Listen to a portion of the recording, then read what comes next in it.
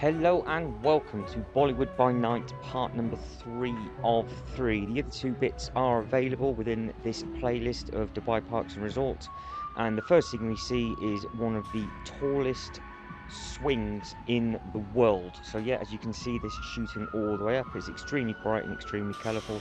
That is something that I did go on. And if you spot the ride just in front of it as well, there's a teeny tiny little drop tower for the little ones as well.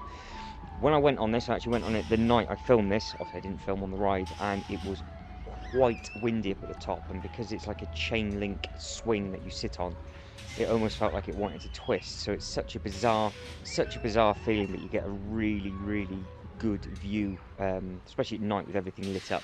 Never managed to go back on it during the day, but at night it was very impressive to do. So what we're going to do, like we've done in the other two parts, is we're going to take a full tour. So we are currently at Bollywood of Dubai Parks and Resorts. So we are just past Riverland, and in the Dubai Parks and Resorts, there's multiple theme parks available.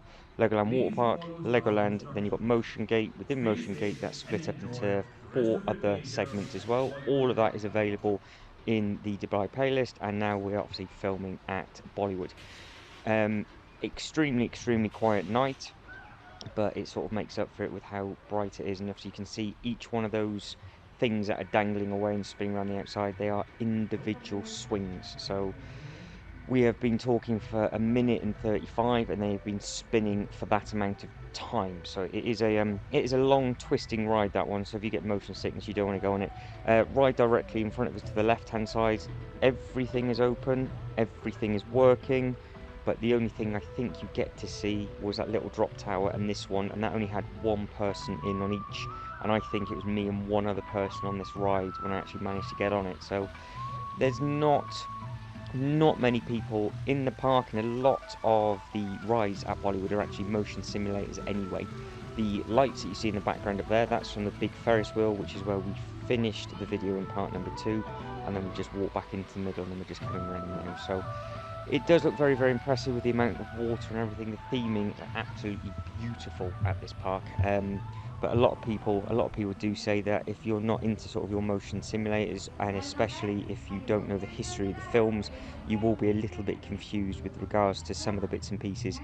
And some of them are a little bit samey with regards to the actual ride, because obviously it's the same sort of mechanism and everything else. It's just sort of the different things showing. But if you're into that sort of stuff, this is definitely the place that you want to come to. It's very bright, very vibrant, and it is lovely and warm as well, so that's always good. I got a little bit confused with what we're about to see in front.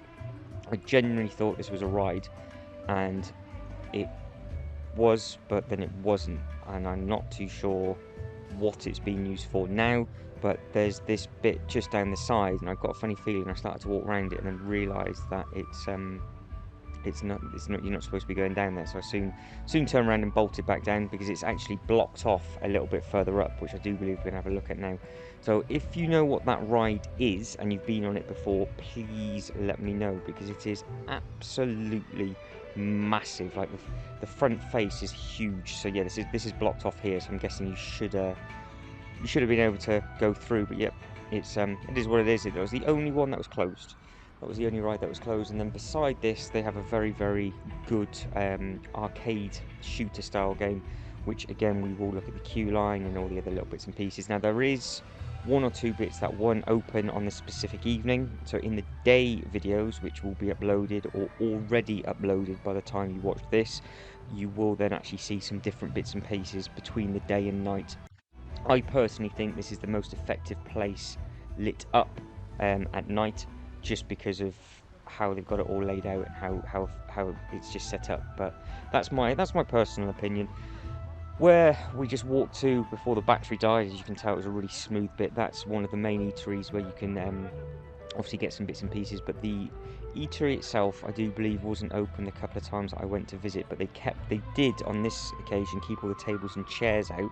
So during the daytime, it was quite handy, because people were sat down and just having a few nibbles that they had picked up elsewhere, because you're allowed to take drinks into the parks, but you're not allowed to take food. So you'd have to get food from elsewhere and sit down, or it just happens to be one of those things that it was never open by the time I was there, because it seemed to be a theme of all of this, that everything opens up staggered within all the parks. So even though this specific park is open from 12 till 9, so that's lunchtime till 9 p.m.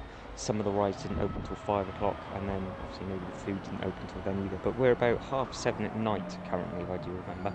So we are going to take a look at the queue line of the shooter. And again, I've said this in all the parks that I've been to so far, that the queue lines look horrifically long.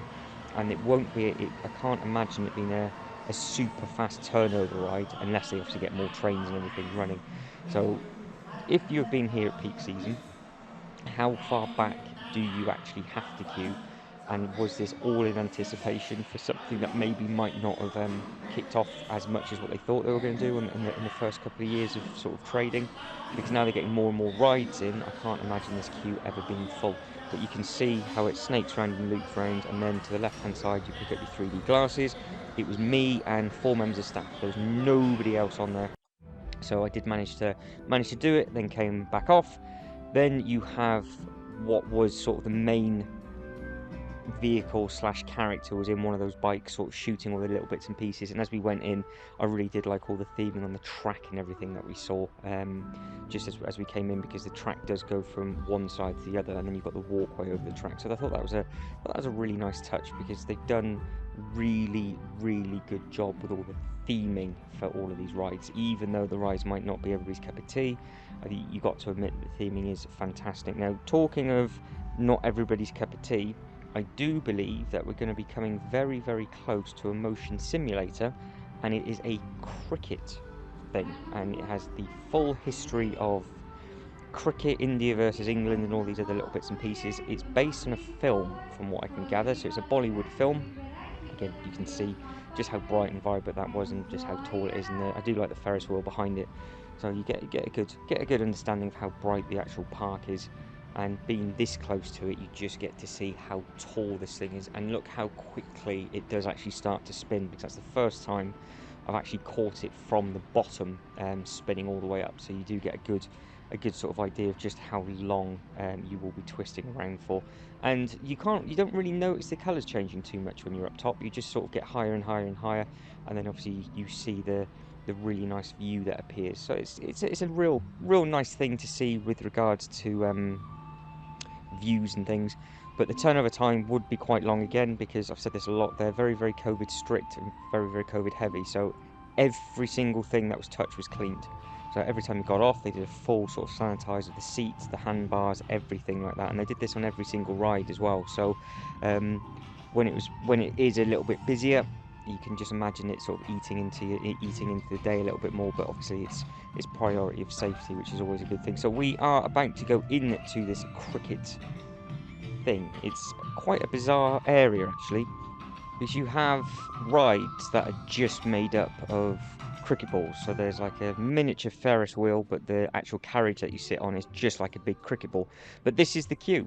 So if you know any of these from the history of cricket, please do let me know.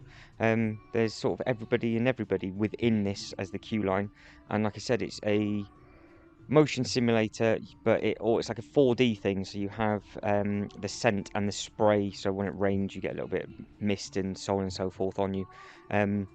And then you come back out the other way, and then you walk past the rides, which I just walked in on the left-hand side, and you see there's another 1 or 2 in there. But again, I'm the only person walking on the queue line, and the reason why I actually start walking a little bit quicker is because there is a person waiting for me to get on, and there's 1 or 2 people behind me as well. So it is a little bit quick, but because it was a little bit dark, it was quite hard to see all of the pictures, and the fact that you didn't walk down every single one, you couldn't see all of them anyway. But you get the idea. It's like a museum slash history portrait of all the different bits and pieces of what I do believe is in the actual motion simulator. And then there we have the big cricket balls, and then we have a merry-go-round, which again is sort of cricket themed esque, and then we just have cricket memorabilia on the wall, and then we walk back out again. So it was an interesting experience. I had absolutely no idea what was going on,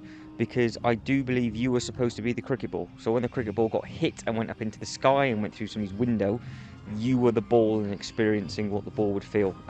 But I do believe it's based on a Hollywood film, and it's just sort of massively tweaked for a thrill ride. So if you've been on it before, let me know what you think, and if you know exactly what it's based on, please do let me know, because I haven't got a clue. But it is one of the more memorable things that I did that day, so it's definitely stuck in my head. So they've done something right. Now we are coming back round and looping it back round to where you would have seen in part number 1, I do believe. So we are going to start to wrap it up and have a look at this massive wooden roller coaster. I think you get a little bit of a better view on this one. There you go, look, because it's a little bit more lit above the bus. So the bus was never open when I was there. That was some sort of either food or drink thing. But the roller coaster itself does look extremely impressive, so I'm looking forward to seeing what people think with regards to how the ride actually functions and things like that. But I'm going to start to wrap up here. But if you can like and subscribe and all that good stuff, that'd be absolutely fantastic. But guys, as always, thank you very much for watching. You lot take care, and I hope to catch you in the next one. Ta-da.